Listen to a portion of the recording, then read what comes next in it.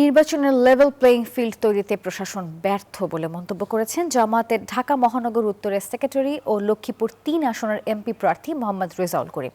দুপুরে লক্ষ্মীপুর প্রেস ক্লাবে আয়োজিত সংবাদ সম্মেলনে এই মন্তব্য করেছেন তিনি। আর এ সময় এমপি প্রার্থী জুলাই যোদ্ধা ইনকিলাব মঞ্চের মুখপাত্র ওসমান হাদি হত্যাকাণ্ড প্রসঙ্গে বলেন, যারা এগুলো করছেন তারা নির্বাচন অবাধ সুষ্ঠুভাবে হোক সেটা চান না।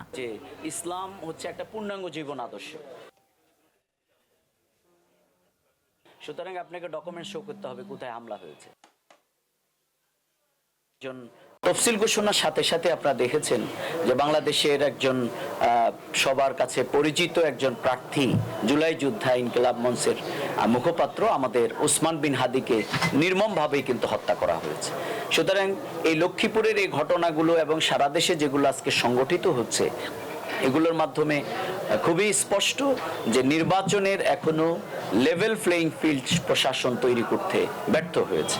এবং আমাদের আজকে বড় প্রশ্ন যে যারা আজকে এগুলো করছেন তারা কি আসলে নির্বাচন অবাধ সুষ্ঠুভাবে হোক এটি তারা প্রত্যাশা করেন কিনা।